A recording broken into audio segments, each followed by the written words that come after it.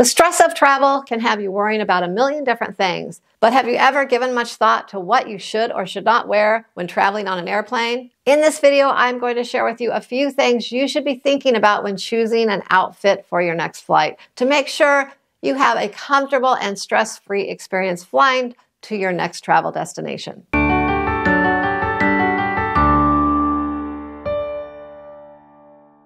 Hello everyone, I'm Sharon from Sharonatsea Travel. Thanks for stopping by the YouTube channel today. The days of dressing up to travel by airplane are far behind us, and today most people are more concerned with being comfortable on a plane than how they look. Sure, if you travel for work, you might have to go from the airport to the office in the proper attire and not have much of a choice on what to wear. But for most of us, flying is just the annoying part of getting from point A to point B. So first, let's take a look at what not to wear when flying so we can make this undesirable part of travel a little easier to deal with. First, whatever you do, don't wear light colored clothing. You can rub up against all kinds of things in airports and on planes when sitting in the dirty seats, maybe the armrests, and you can easily get stains and smudges on your clothing that you may not even know are there until later. Also, sometimes the wheels from your carry-on luggage can brush up against your clothes when lifting them up in those overhead bins. Or a bumpy flight can cause that drink or food item to spill all over you. So try to wear darker colored items if possible to hide any little messes you might run into while flying. Next, do not wear longer or maxi-style dresses or wide, loose leg pants. If you have to use the restroom at the airport or, God forbid, the bathroom on the plane, the bottom of your dress or pants will touch the ground. And if you have been in those bathrooms before, you know those puddles of liquid on the floor are not always water. You do not want to take that smell of the bathroom floor with you the rest of your travels. When we flew to Europe a few months ago, I decided to wear some loose-fitting pants that happened to have wide legs, thinking I would be more comfortable on our red-eye flight. Well, never again. I went into the airplane bathroom once, and the floor had so many wet spots on it, I had to roll up my pants as I walked in, and then the rest of my flight, I had to think about what was on the bottom of my shoes. So just make sure to wear something that won't fall to the ground in the event that you have to use the restroom. How about this one? Big hats and bigger hairdos. You know those airplanes are cramped and we are loaded in like a can of sardines.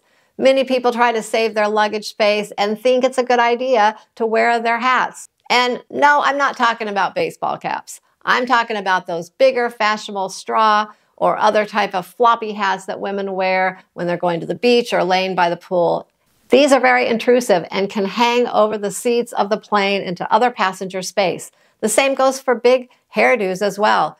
You can have a beautiful head of long hair, but when you sit back into the airplane seat, I don't want that hair hanging over the seat, blocking the view of my video or laying on my shoulders or arms. So please keep your hairdos to yourself. And if you're trying to save luggage space for that oversized hat, think about purchasing one of these. It folds up flat and without any wrinkles or damage. I will go ahead and add the Amazon link in the description box below. Let's talk about what you wear on your feet. Not only can this greatly affect your comfort on the plane, since you know there's not much room under that seat in front of you for both of your feet and your personal item, but it can also be very time consuming when going through the security. I know they're very popular, but don't wear boots. Those big boots can be very time consuming for taking off and putting back on when you're going through airport security. In most cases, people are in a hurry trying to get to their gate in time and holding them up while you struggle to take your boots off and put them back on. That's very inconsiderate. Make sure your footwear is comfortable, lightweight, and slips on and off easily. Another thing to remember about footwear is you might want to avoid flip-flops. Remember that when you take off your shoes, you will be walking barefoot on those filthy airport floors while going through security. Now, I don't know about you, but that really grosses me out. If you insist on wearing a sandal type shoe, consider maybe a slide type shoe with socks so you won't have bare feet while going through security. Speaking of holding up the security line, do not wear a bunch of jewelry when flying. You may have to remove it to get through security, which can be a hassle and it will hold up the line. Plus, you are at risk for dropping or losing something that means the world to you. Pack your larger jewelry items in your carry-on bag so it will be safely with you and will not be an inconvenience. They make cute little travel jewelry organizers for this that easily slide into your carry-on, something like this. Here's the one that I usually use when we travel. And I will put a link to our Amazon store where you can find all kinds of these in the description box below. Next, in most cases, you can bring a carry-on and one personal item onto the plane, but do not bring a personal item that does not zip up or close securely at the top. Not only are you at risk for something falling out while going through the X-ray machine during security, but you may have to stuff that personal item under the seat in front of you and things can fall out and you won't even know until you reach your destination if they're missing. Don't wear big oversized jackets or coats on the plane. These can just get in the way. They can get in other passenger space and force you to be warm and cramped during your flight. If you must wear something to keep warm, try using lightweight layers or at least remove your jacket and put it up in the overhead compartment for your flight. I know many people also suggest bringing them on the plane to save luggage space or if you're traveling from a warmer to colder climate.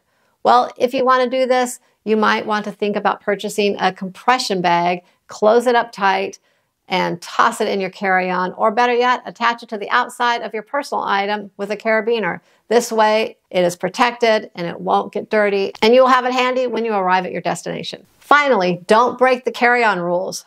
Bring as little as you can into the plane so you are not that person stuck at the gate trying to fit a third or fourth personal item into your carry-on bag so that you will be allowed to board the flight. I hope a few of these things in this video help make your next flight a little less stressful. If you enjoyed the content, please consider subscribing to our channel, hitting the thumbs up button, and turning on the notification, and sharing this video with family and friends. Thanks for watching, and we'll see you in the next video.